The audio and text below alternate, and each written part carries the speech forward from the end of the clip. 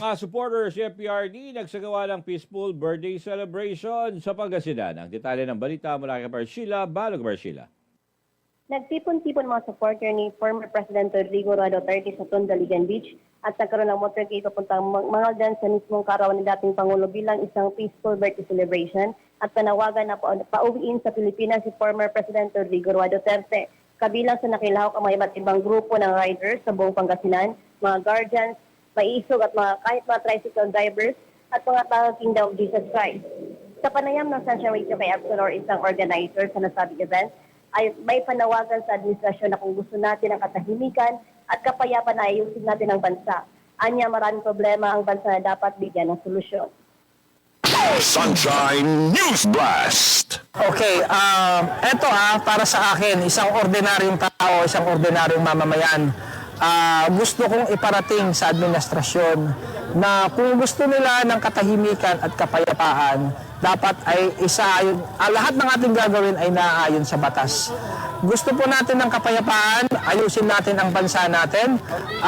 Kumbaga, as I can observe right now, marami na naman po bumabalik na mga drug addicts, mga criminals, yung mga crimes na nangyayari, and even the corruption.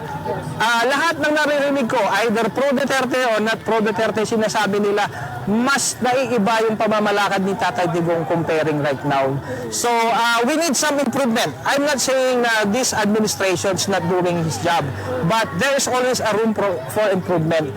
Kailangan, so ako bilang isang ordinaryong mamamayan, ordinaryong Pilipino, I would like to appeal to the administration na paghusayan pa natin. Marami tayong problema na dapat isipin at dapat bigyan ng solusyon. Hindi yung mga simpleng bagay lang na lalong nagdi-divide tayong lahat. Dagdag pa ni Absolor, hindi siya masaya dahil walang nangyaring continuity. Mga ipinangako ni Pangulong Marcos na pagpatuloy ang nasimula ni dating Pangulong Rodrigo Roa Duterte. Sunshine News Blast. For me, I am really embarrassed with that. Hindi ako masaya. In my personal opinion, there is no continuity of what President Rodrigo Duterte, they are saying that they are trying to continue on what he did. I just want to cite an example. It's a very basic example, yung drug on war natin. Kung yun ay talagang ipinagpatuloy ng administrasyon ni Pangulong Marcos, wala siguro tayong makikita na addict na naglalakad dyan sa lansangan. Wala siguro tayong nakikitang 2 years old na ni-rape ng isang rapist o kamag-anak pa niya, tatay niya. It's all about drugs yan. Ang isang tao pag matino at hindi siya under influence of drugs, hindi yan manggagahasan ng 2 years old. And at the same time, there is no continuity when it comes to peace and order. Kasi noon, 2016 nung umupo si Tatay Digong, lahat ng halos area ng Pilipinas tahimik, takot sila. Meron tayong sinasabing kamay na bakal, which is really, we need that for our government, especially for our people. So, I could not even say na yung programs na nasimulan ni Tatay Digong ay ibinalik or there is a continuity with the Marcos administration.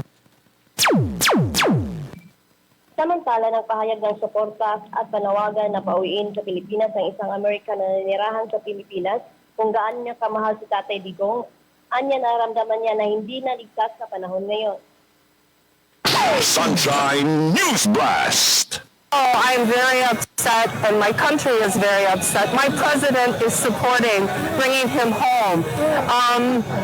For me, it's very personal because I'm married to a Filipino and I don't want to cry. I feel very bad that he's over there. He should be home with people and he should be here. When he was president, I couldn't go anywhere. I feel safe. I'm sorry, I don't feel safe no more because I don't see the same thing. I see the drugs, I see I live in the Philippines now. I made the sacrifice that this is my home because of my husband. I love Tatay and I really pray every day for him and happy birthday to him. And I hope he knows that it's not people that love him, people all over the world. Even in the United States, our president, President Trump, is supporting to try to bring him home. And all my friends and all my Filipino friends at home, I love the Philippines. I love all the people here. Nagpaabot naman ng pagbati sa kanyang 80th birthday ang mga taga-suporta ni dating Pangulong Duterte at pasasalamat sa serbisyo na binigay niya sa mga mamamayang Pilipino at umaasa na makabalik na sa bansang Pilipinas. Para sa Diyos sa Pilipinas kong mahal, Sheila Balog, ka-partner mo sa Balita at Service. Sunshine News Radio.